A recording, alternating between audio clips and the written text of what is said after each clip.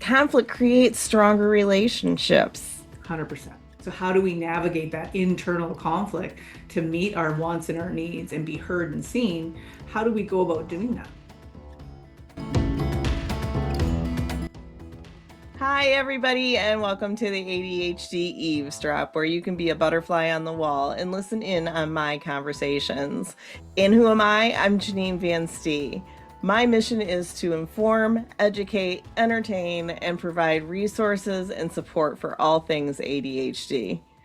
Today, I'm so excited to have Cheryl Dics back with us. And we are going to talk about, well, an uncomfortable topic today, and that's conflict. And conflict doesn't have to be a bad thing, but it oftentimes is. So we're going to talk about the good, the bad, and the ugly about conflict today. Welcome, Cheryl. Hi, so nice to be with you again. Nice to have you back. And so conflict, man, it's a beast. It can be a beast, but when we talk about conflict, usually people think negatively. So I wanted to start with just a definition of what conflict is. And according to Merriam-Webster, it is mental struggle resulting from incompatible or opposing needs, drives, wishes, or external or internal demands or perceptions.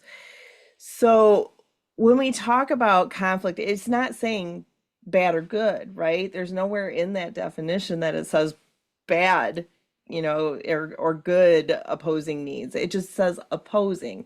And that's the big thing about conflict is that it starts with opposition of something. So you, my friend, were telling me about a lovely conflict that you were having earlier this week. And in that conflict, it was not a great conflict, but ended in a positive result. Yeah. To bring up a little bit about, I have late diagnosed ADHD. And in the definition, I think is really powerful because they talk about demands or perceptions. And someone with ADHD, I struggle with emotional dysregulation. It's one of my executive functions that, can create some, perception and turmoil and difficulty, and also can create RSD. So we have to Mhm. be very thoughtful about that when we experience a conflict. And can you tell me actually a little bit about emotional dysregulation and RSD when we're trying to navigate that definition? Sometimes with RSD, because RSD is like it's a psychologically painful response to a real or perceived rejection, right? And so with conflict, if you perceive a rejection, it's going to cause that discord, that conflict between those feelings of what's really happening and what is going on in your brain. So with RSD, there may be a conflict where none exists in your, so like you may have created one where none exists. So adding that perception idea is adding the fact that our perception is our reality, right? When we have that perception, it can create that emotional dysregulation, which can create more perception, which may not be foundation in fact, right? And then Correct. it will create a negative side of conflict, right? Which can perpetuate that RSD. So when we're in that RSD, we have to pause, right? And go, what am I actually believing to be true? Because a conflict can become huge because of evidence appearing real. Right. And and so when we talk about conflict in that way, when we talk about the perception, my perception of a conflict that I'm in with you may be completely different. So we may have had some sort of a small conflict where we didn't, one of us missed our scheduled time on time or whatever. And the person who was late perceived that the other person was upset when the other person wasn't really upset. So one person feels like we're in conflict while the other person does not. That's interesting, actually, because what happens when, example, you're the one that's upset and I don't recognize that you're upset. What happens for you internally when this person isn't recognizing that you're having an issue? Conflict again. And that's an internal conflict, right? Versus Yes. an external conflict. So how do we navigate that internal conflict to meet our wants and our needs and be heard and seen? How do we go about doing that? Well, and that's when that using that space and stepping back and being objective and looking at situations to, is the conflict that I'm seeing actually what I'm seeing? Step back, take a look at it from a different angle. It's that whole story, like when you see a picture of the elephant and it's so close up that it just looks like the desert, right? It's just a picture of the desert. And then you back it way up and then you see the elephant. And it's kind of the same thing when you have that conflict. You only see one very small part, and that's what you perceive is that little part, and you don't perceive the entire elephant as well. And I'm going to label a joke in here and going, can you find the elephant in the room? Yeah, it's called conflict. So when we're dealing with that emotional dysregulation and we're in maybe potentially an RSD, like you might have felt rejected in that example, how do you navigate and equalize that energy that's going through your body so that you can have a constructive conversation? That's, a lot of us ADHD know that we speak before we think, and we can hurt people, and we can say things that we don't mean, and we can, say what we think, which might not even be relevant to the topic at hand. Or we can bring up past stuff, which can, again, now we owe some apologies. But what can you do when you're in an emotional dysregulation and potentially RSD's here, but you still need to actually address the conflict with the other person? Well, again, not every situation demands or requires an immediate response. So remembering that if you are in a conflict, and it's a real conflict that's going back and forth between you and another person, doesn't have to necessarily be bad or good or whatever, but there's a conflict going on. You have to be able to stop.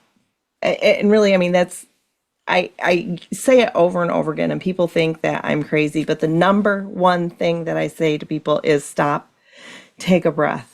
In the time that it takes you to take that breath, you're going to have probably more time than you would have had you shot something out of your mouth that you shouldn't have, because you need to take that time to think about, am I perceiving this correctly? And then if Yeah. you are, then you also need to take a second to formulate a response, because what kind of reaction do I want to get with what I say? Right? Yeah. If I'm looking to solve a conflict, if I'm looking to create a situation where a conflict can be resolved, I'm not going to be wanting to just shoot the first thing that comes out of my head, because a lot of times it's not going to be productive. And then the focus is on what you said versus the conflict. But you said, yeah, well, I didn't think about what I was saying. And so you have to be really careful about what you say.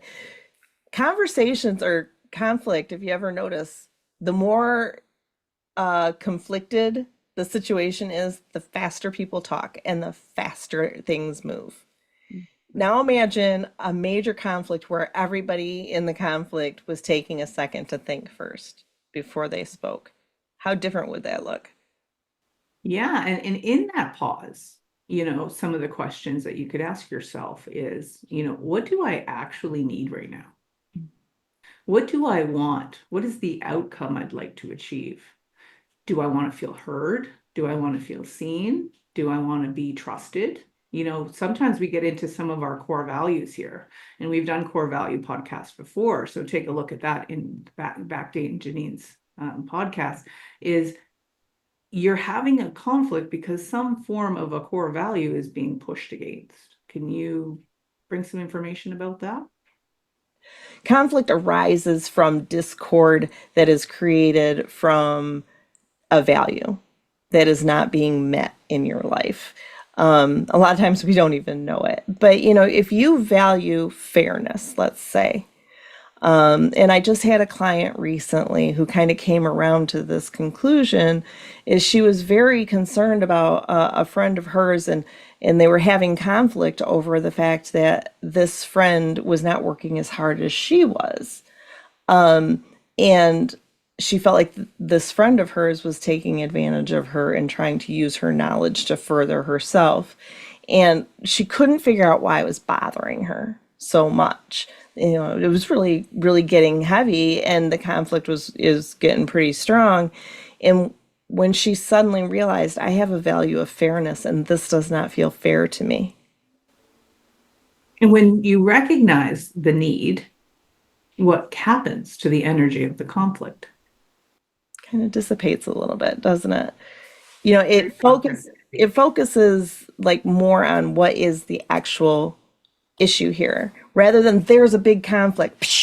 It's like, okay, what is the actual issue here? What is the thing or the things that are really causing the discord, that are really causing the incompatibility and push and pull? Because that's all conflict is it's a push and pull. When you talk about conflict, it's not good or bad, it just is, and it's a discord.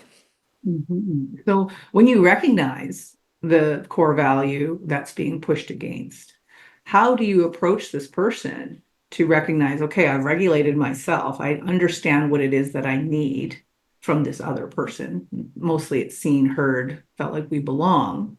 How Hmm. do we go doing that in a way that's loving and kind? Mm. That's when we start looking into boundary work. Mhm.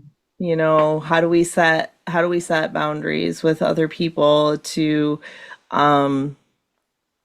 help them better love us, right? And create a better relationship. And so that's when we get into healthy conflict where you come to the table and you need to set a boundary, and what's happening now is incompatible with what you want to be happening, and there's a time for you to say, I think that we need to change this in order for me to be able to function the way I want to function.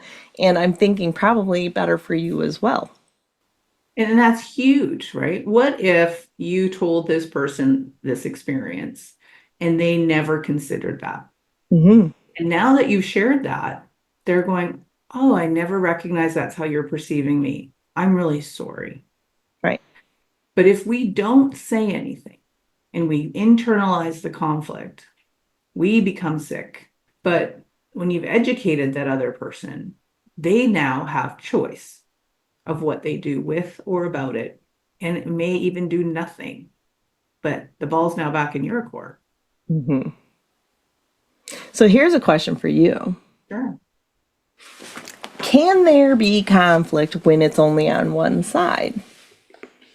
Absolutely. I think we all internally have conflict all the time because we are emotionally dysregulated. We're emotional human beings, right? So we make judgments every single day about everything that we perceive. So whatever we look at, our brain makes a judgment about it. And we might like, have you ever met someone and disliked them right when you met them? Oh, yeah. Why does that happen? What's the evidence that this person's not likable? It's because there's something within ourselves, right, that creates a conflict. And that other person can feel your energy shift and they don't know why you don't like them or they're standoffish from you. So yeah, each one of us has internal conflict.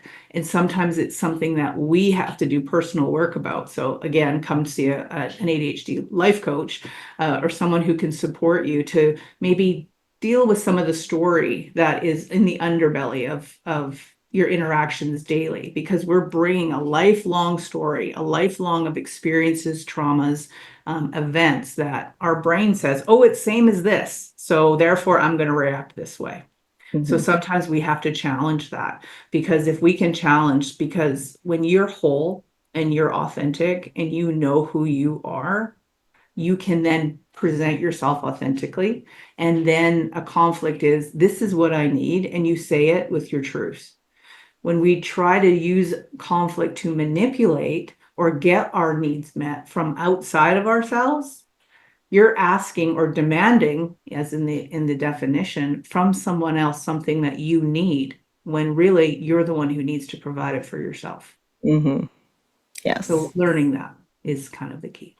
Absolutely. And when I think about conflict in general, about like one-sided conflict and internal conflict, we've all had situations where we've been conflicted inside, right? And it kind of leads me to the next thing, which is we can't have change without conflict. So when there's conflict and there's things that, there's that push and pull inside of you, that's when change can happen. And I think that brings up a good word, which is called people pleasing. Mm, So when we're people pleasing, you're in that push pull, right? And so do I give them what they want and ignore what I need to avoid a conflict or resolve a conflict? That will create internal conflict within the self.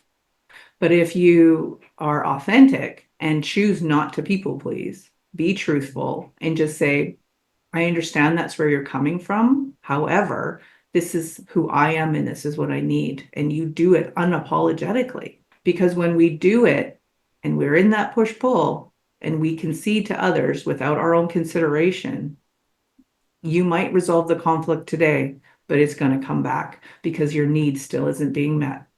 So when we have a situation where we're having conflict, whether internal or external, and we listen to those, feelings inside and try to resolve the conflict, people are very uncomfortable with conflict. Now, if you can't have change without conflict, and you can't have reconciliation without conflict, if you can't have relationships without conflict, then how are you going to live your life without conflict? And you can't, ultimately. But there are people who are afraid of conflict, very afraid, like cripplingly so afraid of conflict, to the point where they'll do anything to resolve, quote unquote, a conflict in a way that makes the other person feel it's resolved. But is it ever really resolved for them? Some advice I could give, if anyone's willing to hear my advice, is seek to understand, then seek to be understood. Mm-hmm. Allow that person, whatever their thoughts are, whatever their beliefs are, and give them and hold it for them, like hold their experience with them so that they feel heard. And then once you've done that, you ask them, can I be heard now? Will you listen to my perspective? We don't have to agree, but I want to hear you to hear my perspective.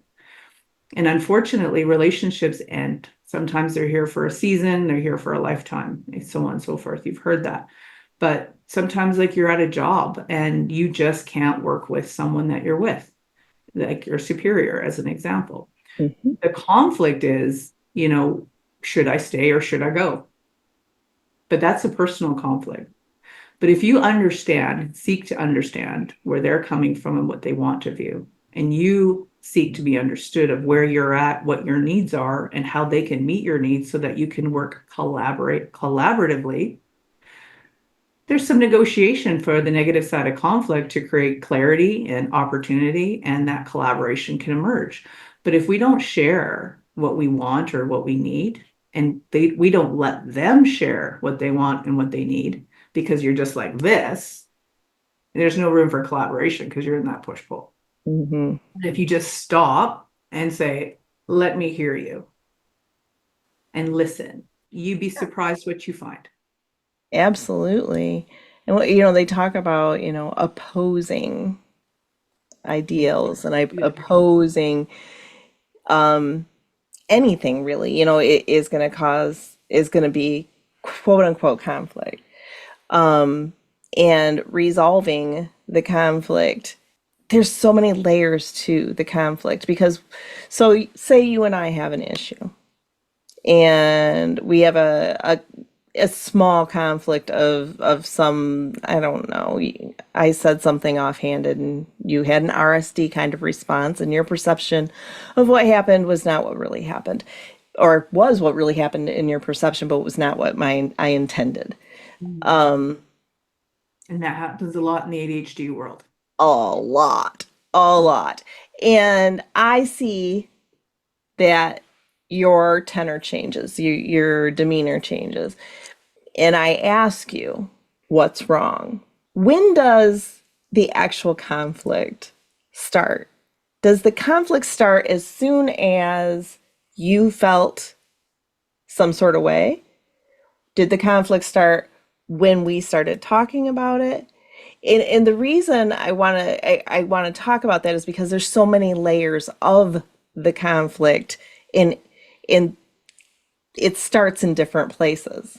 It sure does. And I think you answered your question. It's in the layers, right? So the moment I have the reaction, I now have a personal conflict. It's internal for me, right? So then I have to decide what I'm going to do with that conflict, right? So I have to be present with it. It's like, okay, you say an offhanded remark, and I'm like, she's so disrespectful. That's probably the first thought I would think, right? I'm Mhm. like, okay, she was disrespectful. How does that make me feel? Like, I'm angry about that. Okay, welcome the anger. It's my anger. It's my perception of, I always tell people you only know 20% of the conflict, and there's 80% about the situation that you don't know. So I'm going through the 80% of why I'm offended, which you're not privy to. And I have to negotiate that. I'm like, oh, when I was 15, someone said that to me and it really hurt my feelings, right? Well, that has nothing to do with this present moment Mhm. or what was said. So the person having that emotional response has to decide, is this something that needs to be dealt with and a conversation needs to occur? Or is this a personal internal conflict that is for me to resolve and go, this isn't about, she's not trying to hurt me. This is old stuff. Could I release that and just come be present again with her? And if I say, hey, when you said that, it just triggered something in me. I just wanted you to know. And I just had to work through it. So let's just keep going. But you might ask, well, tell me about that. And then I then have a choice if I'm going to share my experience or not. But I can let you know it's been resolved internally. But if I need to bring it up, it's like, okay, I feel disrespected. And this is something that I need to stand for because it's what I believe in. Janine, can you tell me more what you meant by that when you made that statement? Where was that coming from? Mhm. And then let them tell the story. Because when they do, when you tell me the story, I'll realize that it had nothing to do with me, Right. right? It's in Exactly. your 80% that I'm not privy to, but I ask you to tell me a little bit more about it. And then I realize, hey, that was never about me. Mhm. So there's no Right. more So conflict. there were so many layers there just on your side. And then Mhm. let's take it back to my side. When there is an incongruity or an incompatibility with your response to my statement and what I think your response would be, I see that and I think she responded differently than what I thought she should. My perception is that's where the conflict begins. So, what what do you want in that moment, right? We always talk about resistance, right? So that's kind of conflict, right? Mhm. So do you want to control? Do you want my approval? Do you want to feel safe? Do you want to be separate or do you want to be one with me? When you don't get the response from me that you wanted, what did it trigger? Well, I think it depends a lot on the person and how they handle conflict, because a person such as myself who has gotten a lot better at handling conflict, who understands that conflict can be very productive and can be a good thing if used as a tool. My response is going to be very different than somebody who is not in that place. So it could be anything from wanting oneness and making sure we're okay, to wanting separateness because you didn't do what I thought you should do and I just want to be away from you, Mhm. and everything in between. So you're having your own internal conflict. Yes. Well, a conflict gives permission for both sides to have that internal reaction in their internal perception. Um, and what I wanted to say earlier was, even though that happened, and you made a really cool statement. You said, we don't know where they're at. And I think that's important, is to meet people where they are. So some people are going to be really great communicators and some people are not. But you can welcome them with compassion and empathy. We've all been there. We've all been in situations that are challenging and didn't know how to get out of that. Maybe somebody you're having a conflict is experiencing that. So you get it. You've been there. You can also have compassion that they're struggling with the conflict. So if you hold somebody with compassion, empathy, and loving kindness, again, it creates that collaboration. But when we have it as a separate conflict, I am having a conflict, you're having a conflict. Well, until we work out our own conflict within, we can't collaborate. Right. Absolutely. Hold it, feel it, acknowledge it, and then request, can you tell me more about that? And so that creates the compassion and the empathy. Yes. Yes. And I would say for me, as I preach all the time, curiosity. Why did that person respond that way? Not, like, because some people would, your face would change, I'd be pissed, right? But I approach a lot of things with curiosity. And so when I come into conflict, it's like, where is the conflict? What's causing the conflict? What's the root of this conflict? I'm one of these people who's curious about everything. And so, And but I'm I, hearing core value right there. Right there. There's your core values. You're asking your core values, which one's being activated. yes, yeah, curiosity is definitely a core value for me. And, Curious with the other person. mhm. And that's why I find when I'm in conflict with people or, like, yeah, when I'm in conflict, I often find myself asking, why are they responding that way? Why do they think that way? Why are they feeling that way? And asking, I'm just curious, where are you coming from when you say it that, it would say that, I'm just curious. Is is this like feeling like this to you or whatever, and I start a lot of stuff with curious, I'm curious. And as explore, that kind of dissipates conflict as well, because we start to really step back, pick it apart, and try to figure out what is going on. When somebody really flies off the handle at you and you say, I am wondering, where is this rage coming from?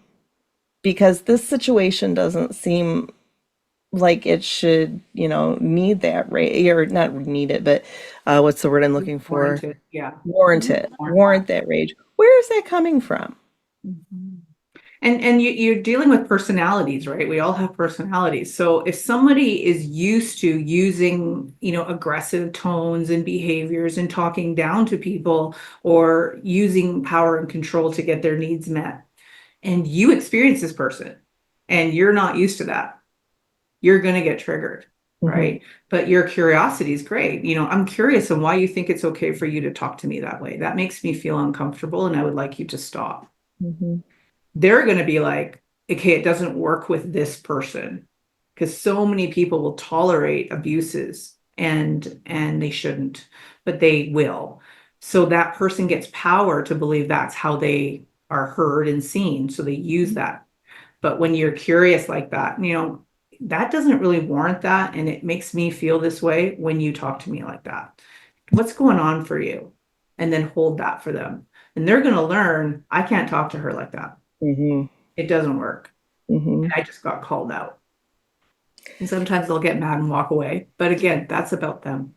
Yes. That's their personal journey. It's not for us to fix everybody. It's not for us to hold everybody else's, experiences. And unfortunately, with us ADHDers, we do that. We hold people's experience. We talk for them in our own heads. We explain it all away, and we get RSD as a result because it's our fault. And Mhm. so when you can separate that and say, I need to take accountability, ownership for me and be truthful and authentic and allow that other person to be who they are and separate that, I find that the RSD goes down because it's not my job to fix people. You know, it's for them to do their personal work and I meet them where they're at, right? If they're low and their emotional intelligence is low, then I recognize that and I kind of handle them with kid gloves where someone who is really emotionally intelligent and they're in an intense situation, I might push them a little bit further and a bit harder to explore it a bit more so that we can develop a stronger relationship. And in your case, that's probably what I would do because we're very, you know, our relationship is quite evolved, that I would challenge you.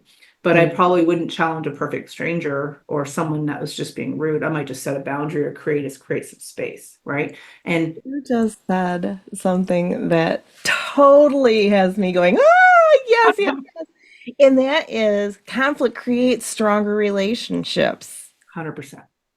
By going through conflict and being in conflict, you're solidifying when you every time you solve a conflict or every time you resolve a situation or work something together, even like if there's a conflict that especially if there's a conflict that you're both working to go to fix, that's for one or the other, all of those things solidify and strengthen relationships.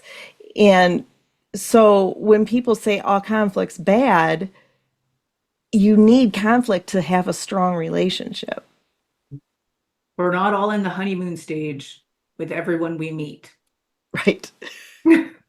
And the thing is like it's not like we've had like, you know, conflict, but there have been, I can think of times where, I have said, you've said one time, I felt a certain sort of way. I've said it, but by having that conversation, it just brings us closer together because we're solving the conflict together rather than continuing to butt. Yeah, no, that's beautiful because we're spirits having a human experience, right? So if we're not having a conflict, we're not having any experiences. We can't have joy unless we've had heartache. We can't have love unless we've experienced hate. We can't have good and can't have bad without knowing what that is. If everything's perfect all the time, what's the point of living? Right? What's the triumph? What's Yeah, what, yeah, and nothing changes. And yeah. to be honest, if there was never conflict, a lot of things never would have been invented. Conflict is necessary. It's a Mhm. necessary, and I wouldn't even say evil because it leads to a lot of good stuff. And you could throw some politics in here if you wanted to, right? Like, you know, Black Lives Matter, um, um, Rosa Parks, thanks you, and Martin Luther King, and like Indigenous Lives Matter, and Idle No Mores, and welcoming like Me Too movements to say this behavior is not acceptable, it must change. And we change institutions, we change communities, we change policies on how things are done. And if we just keep going with it's the way we've always done it, you're going to have a big percentage of your population doesn't feel seen and heard, right? And abuses can occur. Mhm. So that's a high level, looking at, society as a whole. But if you take those big issues and bring them into your personal life, you'll see that in your relationships with your spouse, with your children. Think about a teenager. As a child turns into a teenager, guess what? You're now in a world of conflict until they're 20, Right. right? Because they want independence, right? So you get really good at conflict negotiation with your teenager. And we don't just throw our kids away and say, "Oh, you're difficult to deal with, go away." We Right. love them and we embrace that conflict and we try to collaborate and meet with them. So we're all conflict in conflict resolution all the time. But what we fear is that we're not good at it, or our voice doesn't matter, or our feelings don't matter because we just want to keep the peace. However, if everybody just kept the peace and nobody's needs are getting met Right. and And nobody's nothing happy changes. and nothing changes. So develop positive working relationships, personal relationships, familial relationships, because it's okay to say, it's okay that we don't agree on this. It's okay for us to have this conflict. But I have a position and I'd like to share it if you're willing to listen. Yes. Yes. So I would say we need to embrace our conflict and be curious about our conflict and be constructive with our conflict, but not avoid it altogether. Yeah. And to sum it up is to be loving and kind and compassionate and with empathy without being cruel or demanding or narcissistic or forcing people to do something they don't want to do. That's not who you want to be. You Right. want to collaborate, right? And you will experience people that will approach that with you, and it's okay to set a boundary. Absolutely. Well, Cheryl, we've had a great conversation.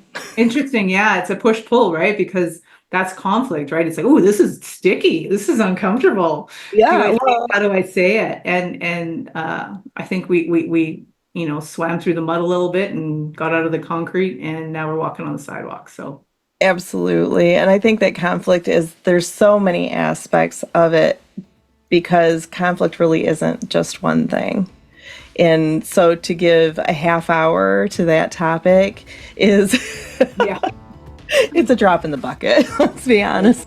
There's so much more. there's the first conflict. I'm like, we can't do that in 30 minutes. I know the look on your face. I was like,